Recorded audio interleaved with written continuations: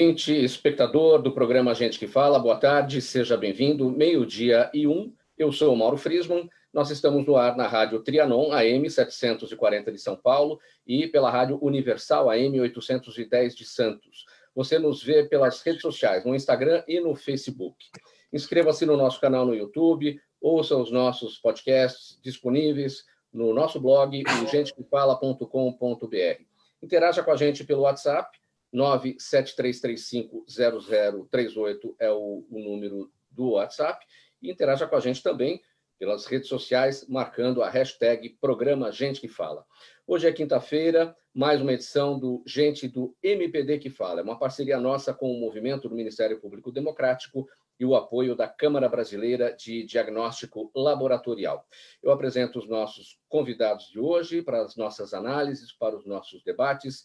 Inicialmente, o doutor Júlio Marcelo de Oliveira, procurador do Ministério Público de Contas, junto ao Tribunal de Contas da União e é associado ao movimento do Ministério Público Democrático. Seja bem-vindo, procurador Júlio Marcelo. Muito obrigado, Mauro. Uma honra, uma alegria muito grande estar participando desse programa. A honra é toda nossa, é um prazer recebê-lo aqui. Também com a gente o João Vilaverde, jornalista, escritor, pesquisador da Fundação Getúlio Vargas, mestre em Administração Pública e Governo. João Vilaverde, bem-vindo ao Gente que Fala. Obrigado, Mauro. Obrigado, meus colegas aqui do debate, aos ouvintes. É um prazer estar aqui. Obrigado pelo convite. Também com a gente na sala de videoconferência, o Luiz Fernando Barcelos, farmacêutico, presidente da Sociedade Brasileira de Análises Clínicas. Doutor Luiz Fernando Barcelos, seja bem-vindo. Muito obrigado. Um bom dia a todos, espectadores e ouvintes. É um grande prazer e é uma grande oportunidade estar aqui conversando sobre esse assunto que em pauta, que é a questão dos testes, de validação de testes. Compondo a nossa bancada aqui na nossa sala de videoconferência, a doutora Gabriela Barilli, advogada eleitoralista, ela é palestrante, integra a Academia Brasileira de Direito Eleitoral e Político e também a Comissão de Direito Eleitoral da Ordem dos Advogados do Brasil no Distrito Federal. Seja bem-vindo, doutora Gabriela. Obrigada pelo convite e agradeço ainda ao movimento do Ministério Público Democrático. Sim. Vamos lá ao nosso primeiro assunto de hoje, para as nossas análises e para o nosso debate. O governador de São Paulo, João Dória, anunciou ontem que não vai seguir o decreto do presidente Jair Bolsonaro, que incluiu academias e salões de beleza como serviços essenciais, como forma de reaquecer a economia. Disse o governador Dória, aqui em São Paulo, o governo respeita e ouve o secretário da Saúde e respeita seu comitê de saúde. Eles nos indicam que nós não temos condições sanitárias seguras para abrir esses estabelecimentos nesse momento, concluiu o governador de São Paulo, João Dória. Eu vou acrescentar aqui uma informação a mais, que essa informação é de ontem. Hoje, cedo, na saída do Palácio do Alvorada, o presidente Bolsonaro disse que lamenta as mortes ocorridas em razão da Covid-19. Nas palavras do presidente, temos que ter coragem de enfrentar o vírus. Está morrendo gente? Está. Lamento.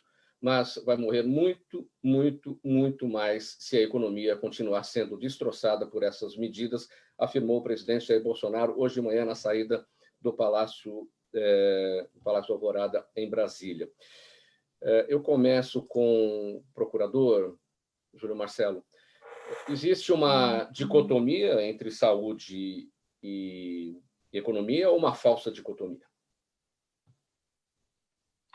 É uma falsa dicotomia, porque se a saúde entrar em colapso, né, cada vida perdida tem um impacto econômico também, perda de capital social, intelectual, e afeta profundamente, né, as famílias envolvidas.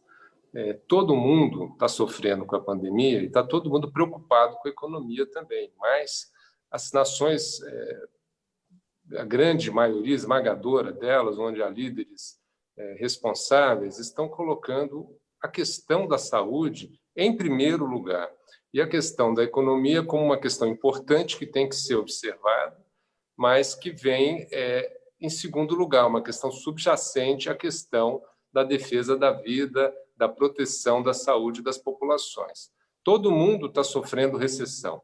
O Brasil não é o único país que está tendo crise econômica, mas a gente vê que países como a Alemanha, como o estado de Nova York, estão tomando medidas muito restritivas, muito duras com suas economias, mas estão colocando a vida em primeiro lugar. Isso vai deixar a Alemanha ou o estado de Nova York em melhores condições de retomada da economia, né, quando a pandemia passar, e em algum momento ela vai passar. Então, nós temos que, sim, pensar na preservação de empregos. Enquanto não é possível, alguns setores vão ser duramente atingidos, como estão sendo as companhias aéreas. Para tentar mitigar os efeitos da crise econômica, o governo tem várias medidas para lançar, né, ajudar financeiramente as pessoas que perderam o seu trabalho, sua fonte de renda, alguma ajuda para as empresas também poderem manter o nível mínimo de atividade, se prepararem para uma retomada, mas fundamental é cuidar da vida da população. E a população brasileira já conta com serviços de saúde já depauperados por falta de investimento ao longo de anos. Então, proteger a capacidade mínima desses serviços de saúde para que as pessoas, todas elas, ricos ou pobres, mas especialmente os mais pobres, quando tiverem eventualmente contaminados, poderem ir ao hospital e não encontrarem uma UTI lotada por falta de leitos ou falta de médicos. É fundamental essa proteção à economia, mas é fundamental, mais fundamental, a proteção à vida. Procurador Júlio, mais uma pergunta antes de seguir para os demais participantes. Enquanto eu formular a pergunta, só se posiciona mais ao centro da tela. Pois não, eu fui me inclinando. Redes sociais, muito bem. Obrigado. Você está em Brasília, não é isso? Qual que é a situação da Covid por aí? E essa questão dos serviços essenciais, no caso, os salões de beleza e as academias, o governador libanês aí também rechaçou, não é isso? Rechaçou. Aqui em Brasília, Brasília começou como um foco muito preocupante, né, pela sua posição geográfica, é um hub das conexões aéreas do Brasil, tem 180 embaixadas, pessoas vindo e chegando do exterior a todo tempo, e pessoas do governo também, veja a comitiva do presidente que voltou dos Estados Unidos contaminado, toda esse pessoal circulando fez com que o governador aqui fosse um dos primeiros a tomar medidas muito restritivas. Foi a primeira unidade a fechar as escolas. E isso deu bons resultados. Hoje, Brasília, que era a terceira unidade da federação em número de casos, está ali em 13º lugar, 14º lugar em número de casos, o que é mais compatível com a sua população, mas per capitamente ainda inspira alguma preocupação. Evidentemente, academia e salão de beleza não é uma atividade essencial para a sociedade, né? São itens até de consumo supérfluo, eu diria, né? A gente quando uma família tem redução de renda, uma das primeiras coisas que ela corta é a academia, porque não é algo que se possa considerar essencial, e não é essencial também para a continuidade do funcionamento da economia, como supermercado, venda de combustível, ou, no caso da saúde, a venda de remédios, farmácias. Sim. Doutora Gabriela, você também está em Brasília. Eu gostaria da sua opinião a respeito dessa questão. Existe um ponto de equilíbrio entre preservação de vidas e preservação da economia? É possível chegar neste ponto? E você dizia que tem uma relação com o estado do Amazonas, embora esteja em Brasília. Qual que é a situação lá também, no segundo momento, essa avaliação no estado do Amazonas, que é um dos pontos críticos também da Covid no Brasil? Bem, nesse momento, nós temos que achar um ponto mais para vencer essa crise, que é a pior crise desde a Segunda Guerra Mundial que nós enfrentamos, né? Assim, pela minha idade, é a pior crise que eu já vi, já tive notícia, e acredito que não é possível colocar a economia em primeiro plano no momento. Eu estou em Brasília, como eu falei para você antes de nós iniciarmos, eu tenho uma relação muito grande com o estado do Amazonas. No Amazonas estão meus principais laços afetivos, estão meus pais, que são idosos, e eu tenho acompanhado muito de perto tudo o que está acontecendo lá. E não posso deixar de fazer um paralelo aqui com o Distrito Federal. Aqui no Distrito Federal, nós estamos em isolamento desde o dia 11 de março.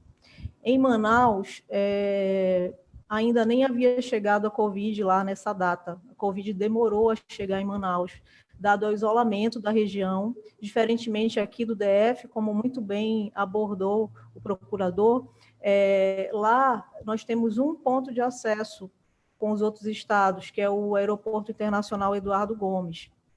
Então, teria sido, eu não vou ousar dizer fácil, porque nada é fácil em se tratando desse vírus, mas teria sido mais prudente que providências tivessem sido tomadas.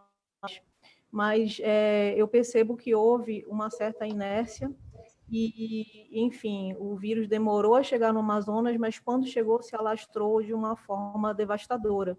E hoje lá, as imagens que eu tenho, e fico com o coração na mão ao assisti-las, são semelhantes mesmo a de uma guerra, né? A guerra que nós estamos enfrentando. Até mesmo a imagem de corpos sendo depositados em valas que mais parecem trincheiras e me lembram muito aquelas imagens do Holocausto. Enfim, eu estou falando isso para ilustrar as diferenças. Aqui no DF, no dia 11 de março, muitos ousaram chamar o governador Ibanez de alarmista, por ter tomado as medidas de isolamento logo de imediato. Mas o trabalho que ele fez aqui no DF é um trabalho que tem que ser elogiado, e agora eu vou comparar mais ainda com o Amazonas. Com todo o respeito que eu tenho aos políticos que estão lá lutando, eu sei que há um esforço para que seja feita uma união no Estado, mas os resultados que nós estamos vendo são alarmantes, ainda não surtiu efeito, a curva ainda não está diminuindo, pelo contrário. Enfim, aqui no Distrito Federal, temos leitos vagos, diferentemente do Amazonas, onde não há mais leitos. Os dados falam que está em 90% a ocupação das UTIs, mas isso não é o que se constata em loco. Existem pessoas morrendo na porta de hospitais e isso é uma coisa que me sensibiliza muito, como filha da terra, como uma pessoa que está preocupada com os pais, com a família, com os amigos, enfim. E aqui, ainda que esteja acontecendo, assim, a curva já tenha sido achatada, os casos tenham diminuído, o governador está tendo a preocupação de construir novos leitos, cerca de 300 leitos de UTI foram anunciados, enfim. E lá no Amazonas, a gente percebe que, mesmo com a chegada do vírus anunciada, não foi priorizada a aquisição desses leitos. E a gente percebe também que houve uma compra, né, e isso aí... eu não conheço os autos do processo de impeachment que depois foi instaurado lá e ontem foi suspenso, né? De última hora essa notícia, ontem foi suspenso do processo. Não conheço os autos profundamente, mas há uma denúncia de que houve aquisição de respiradores que, na verdade, não eram respiradores de UTI, mas sim um equipamento que poderia ser usado apenas em ambulâncias, e esses equipamentos foram adquiridos de uma loja de vinhos, né? Então, tudo isso preocupa, choca, sem fazer acusações, né? Enfim, ilações, mas isso nos preocupa muito, e eu acho que a abordagem tem que ser de choque, e não há como priorizar a economia nesse momento. A prioridade são as vidas, né? Eu acho que o prefeito de Manaus, que tem uma formação diplomática, foi até brando quando disse que nós estamos próximos à barbárie. Para mim, a barbárie já chegou no estado do Amazonas, quando você vê aquelas pessoas ali desesperadas, com gente morrendo dentro do carro na frente do hospital, gente morrendo em casa. Eu não vou nem te passar os números aqui, que é um pouco mais de 1.200, porque há, sem dúvida nenhuma, subnotificação. Certo. Estado. João Vilaverde, aqui em você está em São Paulo, não? Sim? Sim, estou. Aqui em São Paulo, apesar do rodízio de veículos mais rígido, apesar de tudo que tem sido feito para o isolamento social, os índices não estão de acordo com o que os especialistas preconizam para se evitar a autocontaminação pelo novo coronavírus. Mas as medidas estão sendo tomadas nesse sentido que as pessoas fiquem em casa. E o presidente Bolsonaro sinalizando de outra forma. Em que medida esses sinais trocados trazem consequência aqui para São Paulo? Aqui a gente não verifica o índice de isolamento, o necessário para aquilo que os especialistas apontam. Bom, Mauro, é péssimo. Em uma palavra, é péssimo. Eu não tenho como concordar mais com os que me antecederam. Eu queria pegar em especial uma frase do Júlio, do procurador Júlio Marcelo, quando ele diz que é óbvio que a economia é fundamental, mas antes da economia tem a saúde. Isso devia ser evidente para todo mundo. Lamentavelmente não é tão evidente assim para uma parcela da sociedade brasileira. Mauro, é difícil encarar uma epidemia na Dinamarca. É mais difícil ainda no Brasil, em especial num Brasil que você tem lideranças políticas que pensam radicalmente de forma contrária. É muito difícil. É sempre bom a gente lembrar, antes do Covid-19 chegar no Brasil, a gente tinha 12.800.000 pessoas desempregadas. Antes do Covid. A economia em 2019, que viveu todos os dias de 2019 sem Covid, cresceu 1,1%. Cresceu menos do que os anos de 2017 e 2018, que foram anos abalados por eventos endógenos e exógenos muito relevantes, como aquele famigerado Joesley Day, que paralisou o país por meses, e, em 2018, a greve dos caminhoneiros, para não citar a própria eleição, que traz uma indefinição geral que faz com que todo mundo postergue investimento e mesmo contratação. 2019 não teve nada disso, e foi um ano de crescimento muito, muito fraco. Então, eu não percebi, e aqui eu não faço nada além de uma observação crítica da realidade. Eu vou acrescentar ainda, João, as reformas que foram promovidas no primeiro ano do governo, também teve isso. Né? E com exceção das reformas herdadas, a reforma da Previdência ela tinha sido já aprovada na comissão especial em 2017, ela estava prestes a ser aprovada em plenário quando veio o Joesley Day, ela foi basicamente a única reforma aprovada em 2019.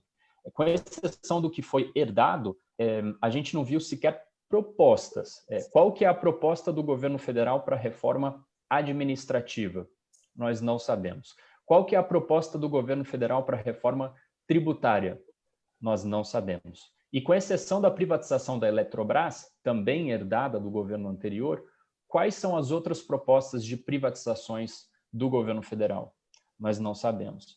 Então, essa preocupação com a economia, eu não lembro de vê-la tão latente em 2019, e mesmo em janeiro de 2020, e em fevereiro de 2020, e na primeira quinzena de março de 2020. De repente, houve uma grande preocupação com a economia no momento em que era o pior possível para se ficar preocupado com a economia. A primeira preocupação que nós temos que ter, em especial as lideranças públicas, ninguém é obrigado a ocupar cargo público, ninguém é obrigado a ser presidente, ninguém é obrigado a ser governador, ninguém é obrigado a ser prefeito. Você quis ser. E esse cargo, ele exige uma responsabilidade adicional ao do cidadão. Então, é óbvio que a prioridade é a saúde. É óbvio. É assim na Alemanha, é assim na Dinamarca, é assim na Argentina, é assim em qualquer país do mundo.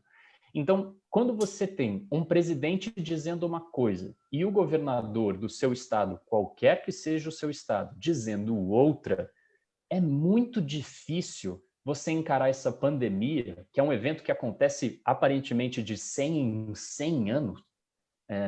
É muito difícil você encarar essa pandemia.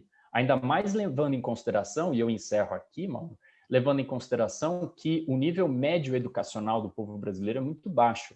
O nível de acesso à informação do povo brasileiro é muito baixo.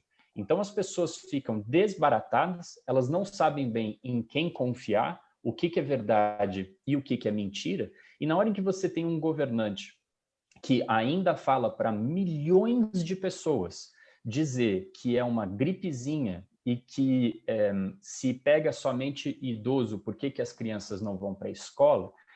Milhões de pessoas são instadas, se não a concordar, embora muitas concordem, pelo menos a pensar dentro desse diapasão, que é um diapasão muito enganado e muito problemático mesmo, porque a economia a gente recupera, a saúde jamais.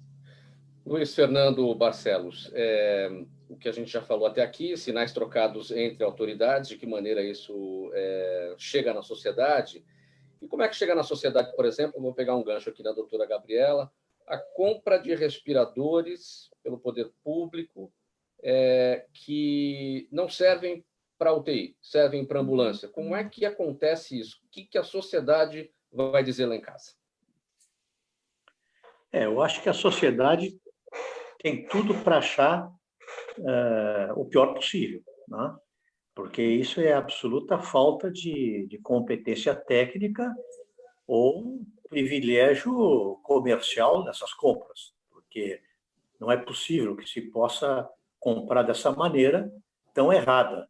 E não é só com respirador, né? Isso está acontecendo com os EPIs, está acontecendo com reagentes de laboratório, onde as compras têm sido feitas sem nenhum critério técnico ou com critérios técnicos, às vezes, incompreensíveis. Tá? Então, eu sou aqui do Rio Grande do Sul, eu moro em Porto Alegre, estou em Porto Alegre. Sim. Nós aqui estamos numa situação ainda bastante tranquila. Porto Alegre é uma cidade que tem, desde o início da pandemia, 20 óbitos. Isso é muito pouco, considerando o que poderia ser. Não há óbito que possa dizer que é pouco, né? Mas dentro de uma pandemia, esse número de óbitos é pequeno, e se relacionarmos com as outras capitais, então ele é extremamente pequeno. Agora, não há dúvida nenhuma, eu como profissional da saúde, todos já foram inquiridos sobre isso, eu como profissional da saúde só posso ter um caminho. Em primeiro lugar, a saúde, né? A economia tem que ser secundária, se bem que, e eu vou comentar isso se tiver tempo para fazer, se bem que aqui no estado do Rio Grande do Sul foi criado um sistema, um processo bastante inteligente.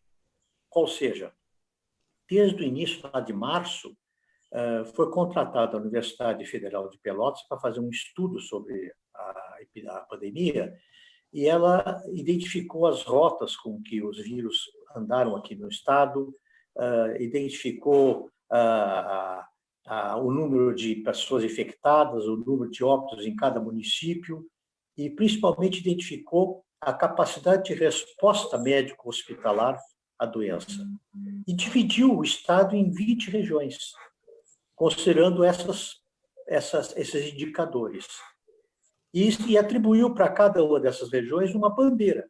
Vai preta, vermelha, laranja e amarela. Ou seja, conforme o conjunto de indicadores de cada uma dessas regiões. Isso, então, permitiu o quê? Permitiu que tenha regiões que tenham um controle mais rigoroso, assim como tem outras regiões que têm fábricas funcionando. Então, é uma maneira, acho que muito inteligente, de conciliar, sem perder rigor nas ações da saúde, conciliar também a possibilidade de que a economia continue andando da maneira que pode. Né? Para se ter uma ideia... Oi, pois não. O que o senhor considera fundamental aí no Sul para que esses números estejam toleráveis, digamos assim? A exemplo do que acontece no estado de Minas, qual é o fundamental para que isso ocorra, diferentemente, por exemplo, de São Paulo, Amazonas, Pernambuco? Eu acho que acho que foram dois fatores aí. Um deles é que custou um pouco mais ao vírus a chegar aqui. E ele foi muito controlado porque havia já esse estudo identificando a rota com que o vírus percorreu dentro do estado. Então, isso permitiu que houvessem cuidados, principalmente de distanciamento social, mais rapidamente. O distanciamento social aqui no Sul está se fazendo.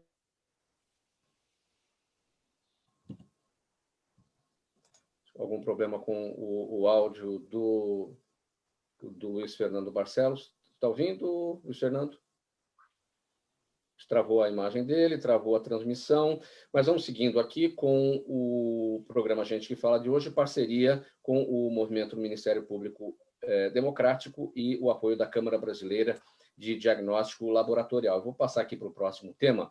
Em artigo publicado pelo site Poder 360, os advogados Antônio Carlos de Almeida Castro, o Cacai, e Fábio Tofik Simantop dizem que é hora de repensar o poder do Procurador-Geral da República. Para eles, é ruim para a República que alguém investido de poderes tão sensíveis fique sonhando com cargos elevados e que, o pior, dependam de livre nomeação do presidente da República.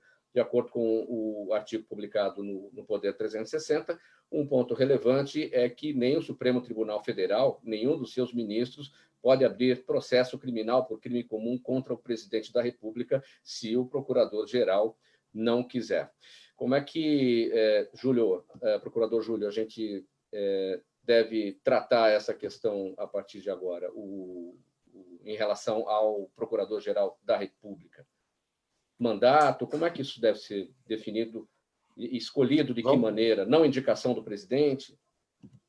Vamos lá, Mauro. Eu só queria complementar um pontinho em cima da fala do João, é que eu acho que hoje o governo federal perdeu a capacidade de coordenação das ações de saúde, de reação, de combate à pandemia.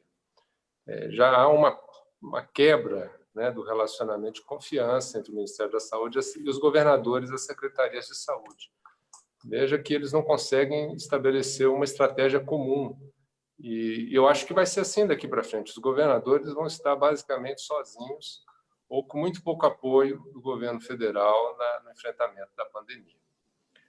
Sobre o caso do PGR, eu concordo que o desenho institucional não está bom, né? Eu não imaginei que eu fosse concordar com o artigo do Cacai, mas eu concordo com esse ponto que ele aponta, que o desenho institucional atual não é bom. Eu vi o ministro Luiz Roberto Barroso também falando isso numa entrevista esses dias, que não é saudável, né, institucionalmente, que o Procurador-Geral da República tenha um mandato tão pequeno, fica sujeito a uma recondução discricionária do presidente da República e também possa estar almejando, e vamos dizer, uma aspiração legítima de qualquer jurista, um dia chegar ao Supremo Tribunal Federal, mas exercer um cargo que implica a necessidade ou a possibilidade, melhor dizendo, de fazer enfrentamentos ao presidente da República,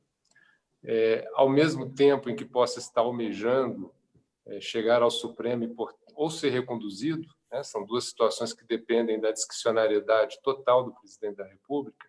Isso traz uma vulnerabilidade no cargo, que mostra que o desenho institucional não está bom. Acho que seria bom acabar com a recondução. O mandato poderia ficar em 2, 3 ou 4 anos, mas seria um único mandato. E com o cumprimento, sim, dessa quarentena proposta, né, de um período posterior ao exercício do cargo, de 2, 3 ou 4 anos, em que ele não poderia ser indicado para ministro do Supremo, né? Isso faria com que ninguém se candidatasse à posição de Procurador-Geral da República que não tivesse em mente a vocação de servir como PGR e exercendo na plenitude as competências e as responsabilidades que essa posição implica. Então, qualquer pretensão, sonho de um dia chegar ao Supremo Tribunal Federal ficaria inevitavelmente adiada por 3, 4 anos se houvesse o estabelecimento dessa quarentena. Eu tenho visto aí muitas pessoas de qualidade intelectual acentuada praticamente rastejando por uma vaga no Supremo. Eu acho isso duro. Depois que o presidente disse que pretende nomear alguém terrivelmente evangélico para essa vaga, muita gente começou a citar a Bíblia cotidianamente nas redes sociais. Isso mostra que esse sonho pessoal muitas vezes afeta o desempenho das suas funções institucionais. Doutora Gabriela, de acordo com o procurador Júlio, o problema está no desenho institucional, o PGR precisando enfrentar o presidente, mas aspira o STF, recondução ao cargo, enfim. Doutora Gabriela, problemas também na conexão. O microfone está fechado, doutora. Vamos lá. Olá. Eu acredito que as aspirações são legítimas, eu acho que ele pode aspirar, ele ou qualquer outro PGR podem aspirar, ocupar uma vaga no Supremo. No entanto, a nossa democracia exige vigilância, né? A democracia, por mais que alguns queiram atacá-la, é o melhor que nós temos, é o melhor regime que nós encontramos até hoje. E ele tem que ser preservado através do equilíbrio das instituições. E eu concordo, sim, com o Cacá, um jurista que eu admiro, e com o coautor também, que agora eu esqueci o nome, mas eu concordo com a quarentena, acho que seria importante também evitar a recondução, e aí também não frustraria o sonho de quem quer que seja, ele apenas seria adiado, mas acho que o equilíbrio é muito importante numa democracia. Bom, seu entendimento. Eu concordo, eu subscrevo com o que disse o Júlio. O que eu posso adicionar é um questionamento. Eu acho que se você é um procurador do Ministério Público e você chegou no mais alto cargo que você pode chegar na sua carreira, que é o chefe da Procuradoria-Geral da República, qual é o próximo passo? Não tem. Então, e você, de posse de um cargo muito importante, com enormes responsabilidades, você atuar para pensar em mudar e ir para o Supremo Tribunal Federal, ou então fazer vista grossa para eventuais crimes que possam ter sido cometidos pelo presidente, você é o responsável por atuar nesses casos. É o que o cargo te coloca. E você deixar de atuar segundo a sua função por um cálculo estratégico político e não técnico, isso. É um problema institucional muito grave que nós temos. Então, nada que eu tô dizendo, no caso específico do que ocorre hoje, estamos falando em linha geral, quero deixar isso bem claro, mas é muito problemático esse cálculo político de atores institucionais que não são pagos para fazer cálculos políticos, eles não recebem salário para isso. Ô, João, tem um xará seu aqui no Instagram, ele pede para você falar mais dos números corporativos do desemprego. Números corporativos, eu não sei se eu entendi direito o que seria corporativo, mas o que a gente tem é um desemprego que vem muito alto desde a crise, a recessão do fim do primeiro mandato da ex-presidente Dilma Rousseff, começo do segundo mandato dela. Essa taxa de desemprego chegou num pico no começo de 2016, concomitante ao processo de impeachment, que inclusive completou 4 anos anteontem. Ela começa a estabilizar em algum momento ali de 2016, mas começa a cair muito gradualmente a partir de 2017, 2018.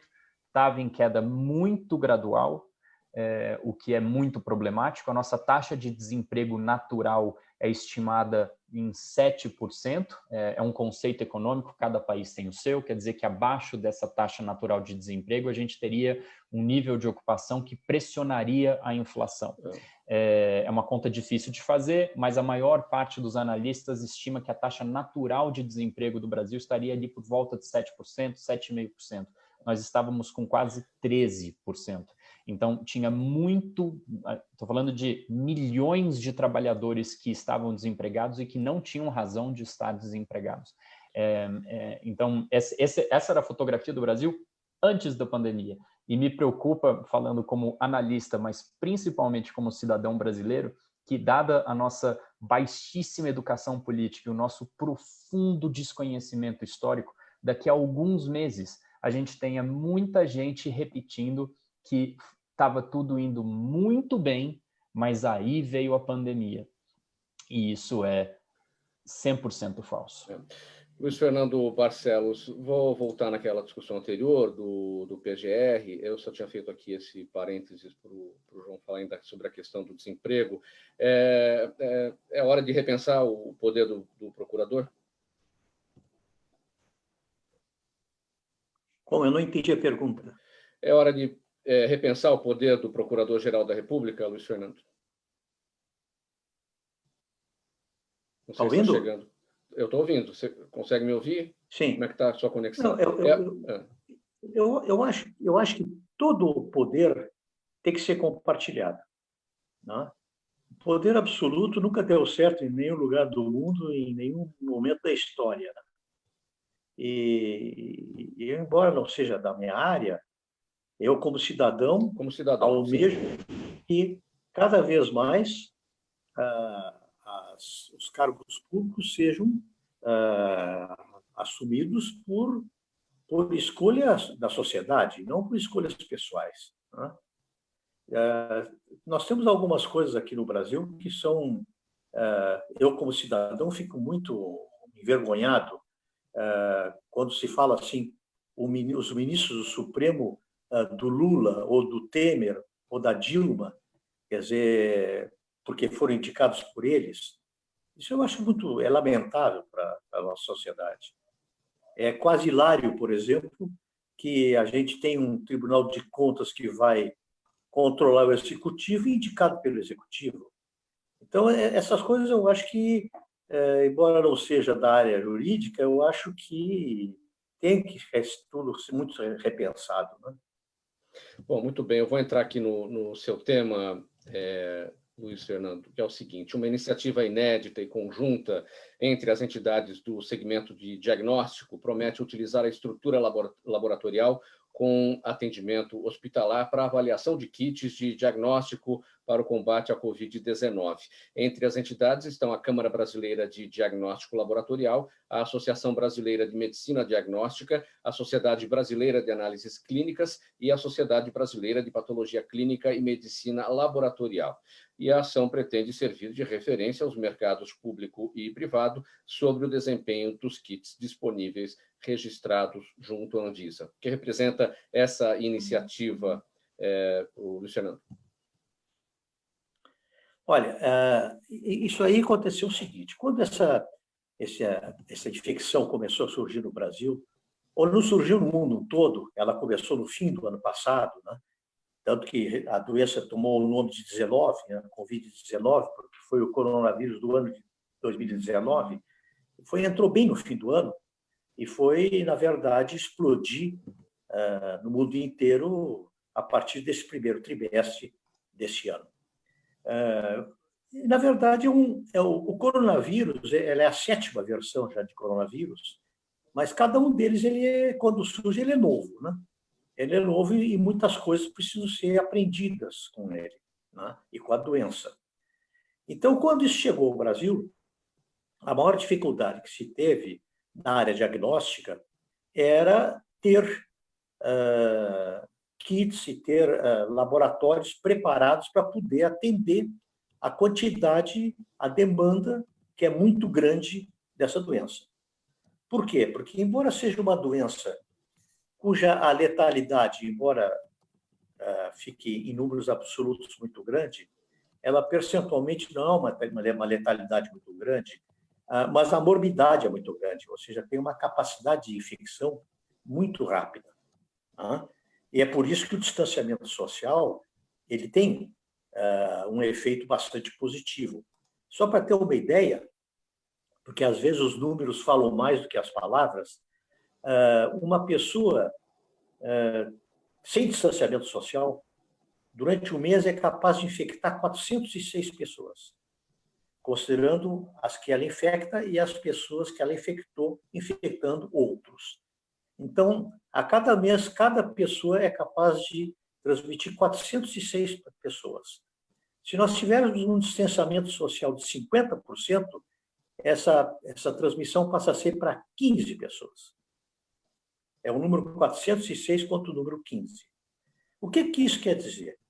Que no decorrer do tempo, as pessoas vão acabar se infectando, mas a velocidade com que elas vão se infectar, havendo distanciamento social, ela diminui muito, o que dá possibilidade que haja uma resposta médico-hospitalar a tempo e com condições de tratar as pessoas adequadamente. Então, quando isso começou a surgir, começou a aparecer reagentes de tudo quanto é lado, né? Muitos deles desconhecidos, até porque a doença também não era muito conhecida, e, inclusive, a Agência Nacional de Vigilância Sanitária, que é o organismo que faz o registro desses reagentes, ela teve que abrir mão de alguns critérios mais rigorosos para poder liberar de forma mais rápida a entrada desses reagentes. Então, nós passamos a ter dois problemas somados. Um deles, o problema da existência desses reagentes a tempo de poderem ser utilizados, e o segundo, a qualidade desses reagentes, porque eles estavam entrando sem um controle de qualidade mais eficiente. Foi por isso que a CBDL, através do Carlos Eduardo Gouveia, a CBDL, a Câmara Brasileira de Diagnóstico Laboratorial, ela teve a ideia e procurou as sociedades científicas, como a Sociedade Brasileira de Análise Clínica, SBAC, a Sociedade Brasileira de Patologia Clínica e a Abramed, que é a Associação Brasileira de Medicina Diagnóstica, e juntos nós criamos uma força-tarefa com o objetivo de fazer a validação desses kits utilizando grandes laboratórios instalados em grandes hospitais do Brasil, principalmente em São Paulo, porque havia necessidade de ter uma clientela muito grande de pessoas doentes para poder fazer esse teste. E os resultados começaram a ser colocados já. Tá? A partir de ontem, já saíram os primeiros 7 resultados, já se tem mais ou menos uns 20 kits que foram testados, e os resultados estão sendo colocados num site chamado testecovid.19.org. Eu vou repetir, testecovid19.org, e lá vai estar toda a avaliação que foi feita, com todas as especificações que foram obtidas por essa força-tarefa, e com isso os laboratórios vão poder consultar e ter melhor informação sobre os reagentes que poderão utilizar. Muito bem, você acompanha o programa Gente que Fala pela Rádio Trianon AM 740 de São Paulo e também Rádio Universal AM 810 de Santos. Hoje, uma edição do Gente do MPD que Fala, uma parceria nossa com o movimento do Ministério Público Democrático e o apoio da Câmara Brasileira de Diagnóstico Laboratorial. Também muita gente interagindo pelas redes sociais, no Instagram e no Facebook. Um agradecimento a todos que estão aqui mandando perguntas pelas redes sociais e pelo WhatsApp. Daqui a pouco a gente já vai abrir aqui para as perguntas do público também. Antes disso, uma mensagem da Prefeitura de São Paulo. Vocês já devem ter ouvido por aí o recado da doutora Thelma de Assis, não é verdade? Ela que ficou 3 meses em uma casa, a casa do Big Brother Brasil, e agora está na sua própria casa. Ela ficou bastante preocupada com a realidade que encontrou aqui fora, inclusive nos bairros próximos à casa dela. Por isso, como médica que é, a doutora Thelma Assis faz um apelo. Fique em casa. Estamos passando por um momento muito difícil de pandemia, os casos de coronavírus na cidade de São Paulo não param de crescer e os médicos estão trabalhando incansavelmente dia e noite, muitas vezes até sem voltar para suas casas. Então, olha, para a gente ajudar a não sobrecarregar o sistema de saúde, só tem um jeito: respeitar a quarentena, para ajudar os médicos, os enfermeiros, motoristas de ambulância e outros profissionais da saúde a salvar milhares de vidas. Então, a gente só precisa fazer uma coisa, que é ficar em casa. Afinal, agora é todo mundo em casa para o bem de todo mundo. Mensagem aqui da Prefeitura de São Paulo. Eu vou aqui para o próximo tema, o tempo está passando rápido, 12h46 agora, para na sequência a gente e para as perguntas do público que acompanha. Durante a audiência pública realizada na última sexta-feira, o Ministério Público de São Paulo e a Procuradoria Regional Eleitoral propuseram a 33 partidos a assinatura de um termo de compromisso público pela legitimidade, integridade, idoneidade e transparência nas eleições municipais de 2020. Os termos do documento incluem o incentivo ao lançamento de candidaturas femininas reais e competitivas e o engajamento no combate à disseminação de fake news. Doutora Gabriela, a gente vai conseguir atingir esses pontos deste termo de compromisso? Aliás, a gente precisa ver primeiro, né, em que pé que as eleições municipais deste ano estarão aí, em razão também da Covid, né? Doutora Gabriela?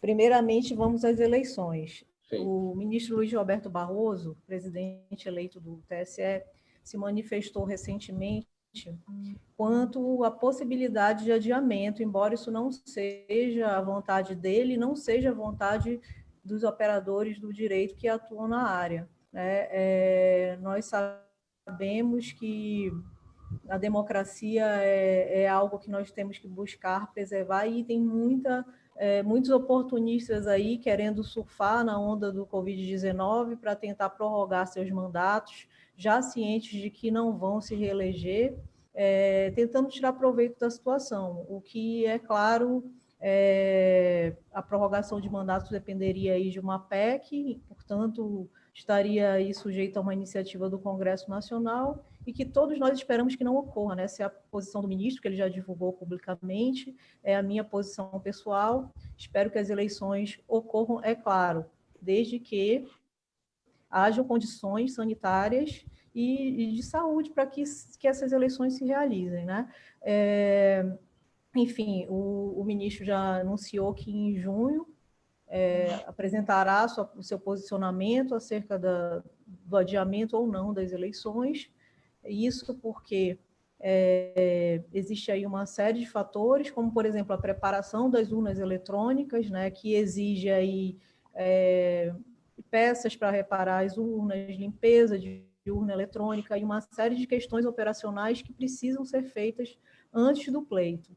E aí vem as opções, né, de repente fazer as eleições em 2 finais de semana, como, por exemplo, eu posso citar aqui o exemplo bem sucedido da Coreia do Sul, Coreia do Sul, que dividiu o pleito em 2 dias para que não houvesse aglomeração, tomou medidas simples e que foram efetivas, como, por exemplo, colocar faixas no chão para que as pessoas não ficassem muito próximas, dividindo ali cerca de 1,5 metro de distância. Separaram, por exemplo, se alguém chegasse com uma temperatura muito alta, alguns sintomas de Covid, se alguém era separado para um lugar especial, votava ali e a cabine era toda desinfectada. Enfim, são medidas simples que podem ser pensadas para serem adotadas aqui no Brasil. E quanto às candidaturas laranjas, isso é um problema que nos preocupa muito, mas que o Tribunal Superior Eleitoral já deu o seu recado. Vai cair a chapa inteira se colocar laranja, se você aceitar ser laranja, se você que é candidata e não é laranja ou candidato souber que o seu partido está fazendo essa prática de candidatura laranja, se manifeste, porque você, se vencer a eleição, será prejudicado, porque a chapa vai cair e você vai perder seu mandato. Isso já aconteceu no caso de Valença do Piauí, que foi o primeiro caso, e já houve outro caso também depois. Então, o meu recado é esse, que os partidos invistam na unidade, as mulheres, invistam durante não apenas as vésperas da eleição. Há uma construção que tem que ser feita já desde o início ali do ano, não só no ano eleitoral, mas falando em período eleitoral lato sensu, que é o período que vem antes do ano das eleições em si. Há que se investir nessas mulheres para que os nomes sejam competitivos. Dizer que mulher não gosta de política é a maior bobagem que se pode dizer. Existem mulheres aí em bairros realizando trabalhos belíssimos, em clube de mães, enfim, junto a crianças carentes, enfim. Não se pode dizer que mulher não gosta de política e não quer entrar em política. Então, os partidos que se comprometerem aí, diante dessa iniciativa do Ministério Público, cumpram, porque vocês não só estão lesando a democracia, mas também estão lesando aqueles que não sabem e não têm conhecimento dessa prática dentro do partido. Pessoal, eu vou fazer agora as perguntas do público que acompanha a gente. Eu vou pedir bastante objetividade, no máximo 1 minuto para cada resposta, para a gente cumprir aqui o tempo final do programa. Muita gente participando pelas redes sociais, pelo Instagram e pelo Facebook. Aqui apenas alguns agradecimentos. Muita gente. Olha, tem a Lourdes, a doutora Zildete Leal, a Alessandra Bergossi, gente que participa todos os dias com a gente, pessoal do Instagram. Tem o João, que fez uma pergunta aqui para o Xará João, tem a Regilza, enfim. Bom, vamos lá para as perguntas do público, do Gente que Fala. João, Leonardo Lima está no Instagram. Quais as principais semelhanças e diferenças que você vê entre o cenário atual e o dos anos que envolveram os impeachments dos ex-presidentes Collor e Dilma? Aliás, você é autor do livro Perigosas Pedaladas, sobre os bastidores do impeachment da ex-presidente Dilma. Bem objetivamente, o que você tem a dizer para responder aqui o Leandro Lima? As semelhanças são muito grandes, mas eu acho o que a gente vive hoje mais parecido com o que ocorreu no governo Collor do que com o que ocorreu no governo Dilma. Embora as macro-semelhanças de um presidente que dialoga muito pouco com quem tem que dialogar. É sempre bom lembrar, ninguém é forçado a ser presidente da República, zero, não há ninguém forçando ninguém. Se você quer ser presidente da República, você é obrigado a dialogar com o Congresso Nacional, não é preciso gostar de fazer disso, você é obrigado a dialogar com os prefeitos, obrigado a dialogar com os governadores, é obrigado a dialogar com o Ministério Público, Supremo Tribunal Federal e assim por diante. São algumas das coisas que o cargo exige.